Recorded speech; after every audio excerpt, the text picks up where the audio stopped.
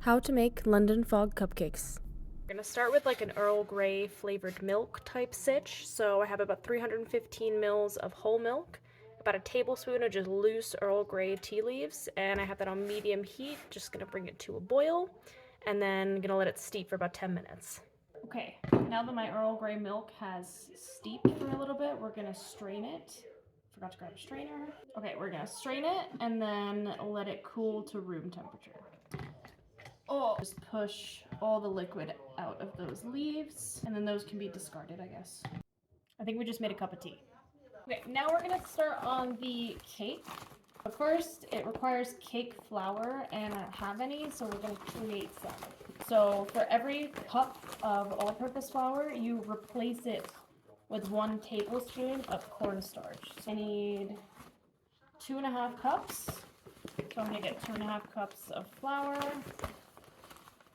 And then we're gonna remove 5 tablespoons of flour and add in 5 tablespoons of cornstarch. I have my 2.5 cups. I'm just gonna put back 5 tablespoons. And then I have cornstarch that I spilled everywhere earlier. Let's call that 2. Okay, that's fine.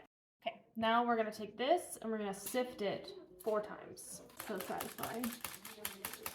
I found this at a garage sale. This thing is sick. Actually, I feel like while we're at it, let's just add our dry ingredients into this as well. Throw in 2 teaspoons baking powder, half a teaspoon of baking soda, half a teaspoon of salt, about a tablespoon of Earl Grey tea, just straight in, and then why not just sift it one more time? Well, now we're done with the dry ingredients. We can set this aside and get the rest of it together. Okay, I just gave the butter a little bit of a head start here. This is 226 grams or 1 cup. And I just let it run in the mixer by itself for a couple of minutes. And then this is 350 grams of granulated sugar. You don't need to overdo the butter and sugar here, just until it is kind of light and fluffy. Now we're gonna add in the eggs one at a time. It's not totally necessary when baking cakes, but it is best practice to have all of your ingredients about the same temperature. So I've had all of my wet ingredients, my butter, my eggs, and my sour cream, all just sitting at room temperature for a few hours. And it's 3 eggs for this. Okay, that's probably good enough. Okay, next we're gonna add in vanilla. I could tell you how much the recipe says, but who's measuring that anyway? And then I also measured out 120 grams of sour cream, and again, that was at room temperature. I'm gonna beat these together for about a minute. Okay, now we're just gonna dump in all of our dry ingredients. They're already mixed and sifted, so they're good to go. I know she's looking a little thick, but what we're gonna do next is add in a cup of our Earl Grey milk, slowly on low. What I'm gonna do quick to make it easier is remove 3 tablespoons of the milk mixture, because that's what we need for the frosting.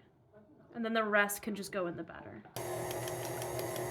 Looking a lot more like normal cake batter now. I'm just gonna kind of do the rest of the mixing by folding, so we don't want to overmix it. And then I think we're gonna make cupcakes. These took about 18 minutes at a 350-degree oven, and I just poked it with a toothpick. It came out clean. They're good to go, so we'll let them cool for a little bit. Okay, it's tomorrow now, so we're gonna decorate the cupcakes. They have cooled overnight. Not necessary, I just got busy. And we're gonna make an Earl Grey flavored buttercream, and then also like a salted caramel drizzle. I have 339 grams of unsalted butter that I left out to room temperature.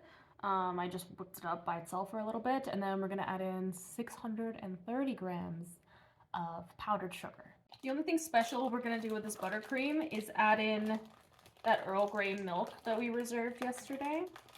Otherwise, it's just a pretty basic like vanilla buttercream. It's pretty hard to fuck it up. You can always just add more butter, add more sugar, add more vanilla. If you overmix it, I'm pretty sure you just keep mixing it to fix it, so pretty straightforward. Look at this mountain of powdered sugar in here. Trying to make it not spill everywhere, but sometimes you gotta just let it happen. I'm gonna throw in a splash of vanilla and then the 3 tablespoons that we had reserved of the Earl Grey milk. And then if it's still a little thick, I'll just add some more regular milk.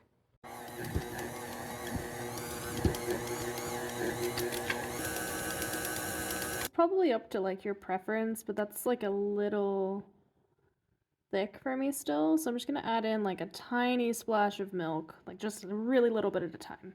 Not my recipe, by the way. I am following a recipe exactly. So if you want that recipe, I can definitely just send you like the website. Okay, yeah, that is a little bit better. Just a little lighter and fluffier. It's what I prefer. I'm gonna let this hang out probably just at room temperature for a little bit. I'm just gonna leave it in the stand mixer, and then when we're ready to actually pipe the buttercream, I'll just give it a quick mix again just to zhuzh it up, and it'll be good to go. For the caramel, I have all of my ingredients measured out. We have 100 grams of white sugar, 60 ml of heavy cream, and 43 grams of butter. And then I have like a pinch of salt in the heavy cream as well. So the sugar is in a sauce pot, medium-high heat, and we're just gonna stir it with a wooden spoon, let it melt. Okay, now that we have like a dry caramel type situation, I have lowered the heat to medium. We're gonna add in the butter. Kind of carefully. Oh, it's a little melty. Ah! And we're gonna switch to a whisk. Oh, my eyes. Okay. Add in the cream. Oh my god, my eyes. And I put a little vanilla in there as well. We're gonna let this boil for a second. About a minute, I would say. Remove it from the heat. And we'll let that cool down a little bit. Now it is finally time to decorate. I put all my buttercream in a piping bag. This is, I believe, a 1B tip. Okay, caramel is almost room temperature.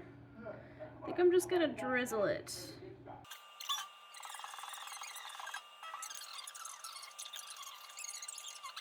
Okay, now that we have our caramel drizzled on, I'm just gonna garnish it with a little bit of ground up Earl Grey leaves. And there we go. Well done. And I have no one to feed these to, so I'm gonna give these ones to my neighbors.